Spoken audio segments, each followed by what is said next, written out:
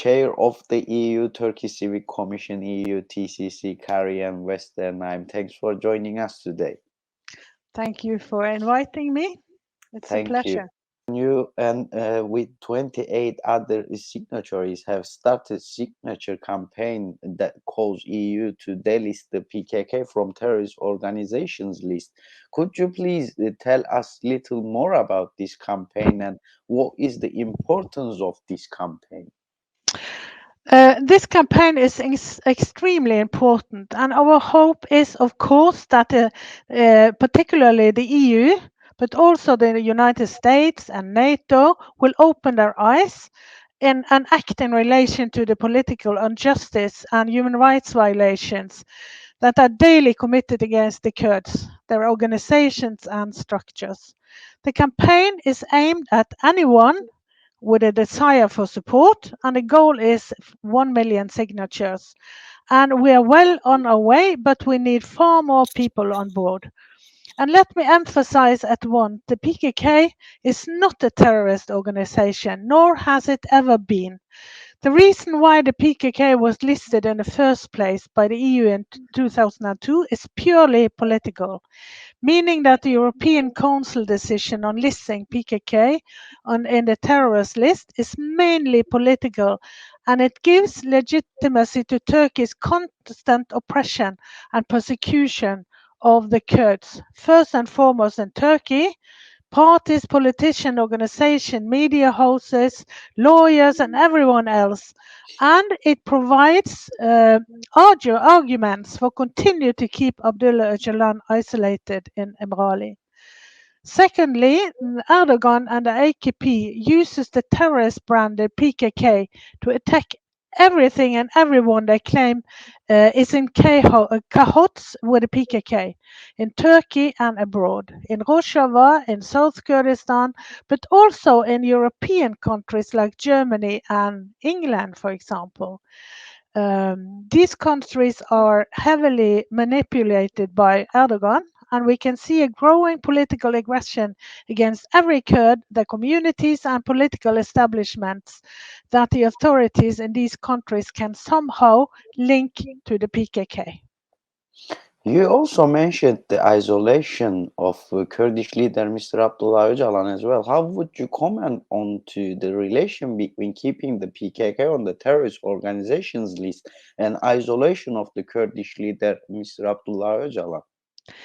These are two sides of the same issue. The fact that the PKK is on a terrorist list makes it understandable to the international community that Turkey must act as they do, and vice versa, that Öcalan is imprisoned on lifetime as the number one enemy of society, that PKK is on the list, create prima political arguments for not reconciling with the Kurds, not sitting at the negotiation table.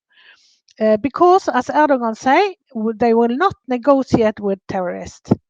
It seems that Turkey is reluctant to kill Öcalan, something that we always fear. Because there are too many eyes on him, but they can make the incarceration as unbearable as possible. Total isolation, years without contact with the lawyers or the family. The last time that the CPT reported on the situation, it had no consequences for Turkey. And the CPT did not even bother to visit the Imrali Island. This is really a shame. And I recall what the ANC politician and activist Fasila Mohammed said when comparing Öcalan's prison conditions to Mandela's. That even the apartheid regime, no matter how awful and damaging it was, had some sense of justice, as they usually let Mandela see his lawyers and allowed him visits from his family. She characterized the Erdogan regime's treatment of Öcalan in this particular field as even worse than the apartheid regime. Okay. Do you think the Brussels High Court decision about the PKK can affect the delisting of the PKK process in the Europe as well?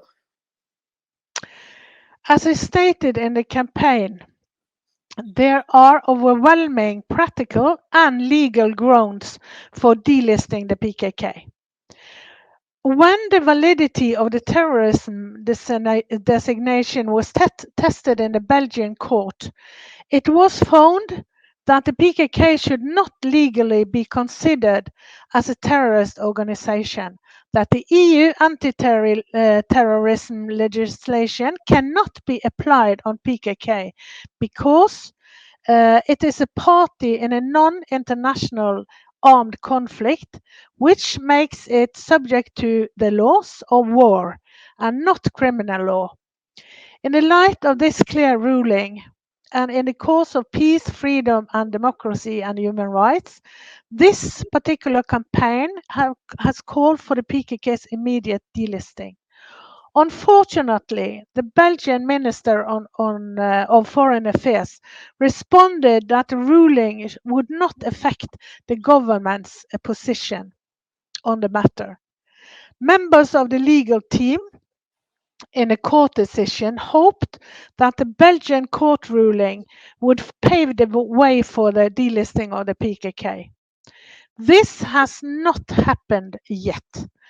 But we will never give up on this issue. As I said, we hope that this campaign will be an eye-opener for, in particular, Europe's key institutions, as well as NATO and the US.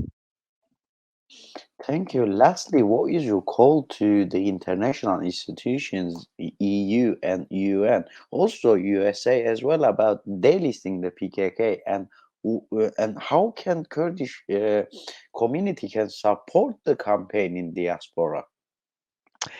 As stated, there are overwhelming practical and legal grounds for delisting PKK. Of course, everyone can contribute to the delisting by signing this call, but also in their daily work, in their lobbying, in their when talking to people, do whatever you can to try to raise this issue. But of course, the state institution knows it. They know many of these things. They know that PKK are not a terrorist organization. And I know for sure that many parliamentarians within the EU and in other countries, as well as political groups and many international grassroots movements, support the delisting of the PKK.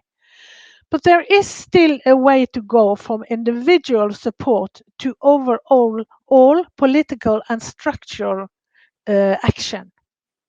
So the answer to this question is that we continue to lobby politically, continue to urge these institutions to change their fixed pattern of action and seize the common sense. And the only sensible thing to do, if the major political institution and the defense alliance NATO want peace, reconciliation and democracy in Turkey and rest of the Middle East, is to begin by removing the PKK from the terrorist list. Dear Kariane Westrheim, Chair of the EU Turkish Civic Commission, EUTCC, thanks for joining us. Thank you for your valuable comments today. And thank you for inviting me. And it's a pleasure for me. It's an honor for me to be here. Thank you. Thank you. Thanks.